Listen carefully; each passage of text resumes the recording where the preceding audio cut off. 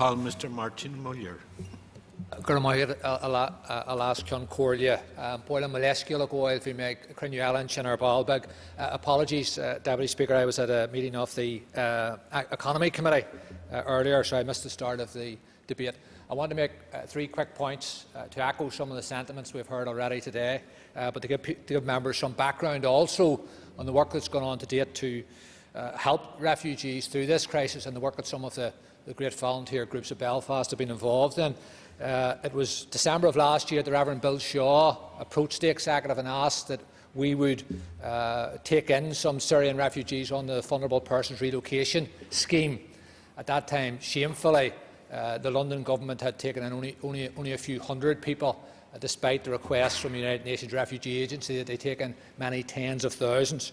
And working with the Reverend Bill Shaw, I got to meet some exemplary organisations in the city of Belfast, and I see them again speaking in recent days, asking us to respond with big hearts, with a generous welcome to the refugees who will now be coming in. And I want to mention 3 of those because the work they do reflects back to the points that Mr Agnew made about the need for a coherent strategy and consistent help for those who work with asylum seekers and refugees. Morning Turn organisation on the Armour Road, which runs a food bank, and many other community outreach activities. But they, in recent months, have really been pressing society to respond to this global crisis. And day and daily, and last week, for example, on a Friday morning when they hold their food bank, they couldn't get the food bank closed because people were continuing to come.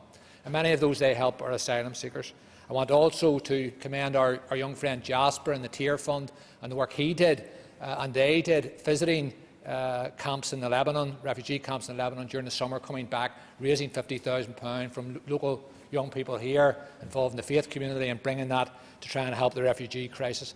And then finally, the 3rd group, the International Presbyterian Meeting Point on the Lisburn Road, again showing us how we should respond to our brothers and sisters who are in peril and in refugee camps by every day the way they welcome in, educate. I heard Mr Agnew talking about English classes. Educate, build and try and create a welcoming environment for asylum seekers to try and get them permanent status, and when they get that, to try and make sure they play a full part in our society. I want to therefore commend the requests and the 5 points put forward by a Law Society. I think we should and must unite around those.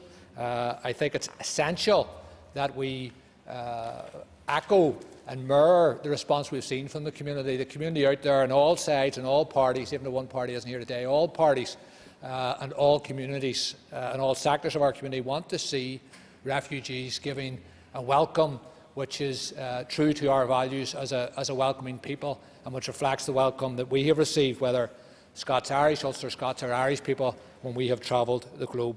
I want to finish, Deputy Speaker, Boilen Fuckler on our Gamradi in Alban, of the Untussians and Ubershaw.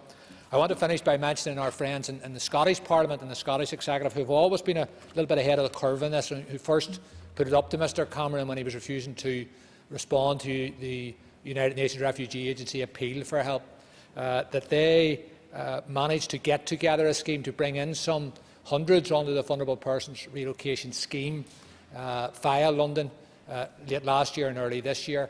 And again, they have now set up a task force led by Minister Humza Yousaf to look at the practical ways in which they will welcome, integrate and look after the refugees when they arrive. I think we can learn from that, and for me, if we are united in this, I think we are, despite maybe some discordant voices, we're united in this as a society and community. Let's get this done immediately. Let's put fire under the feet of Mr Cameron. We want to get the people released from the terrible conditions they're in and the danger they're in, and welcomed into this society so that they can start to rebuild their lives.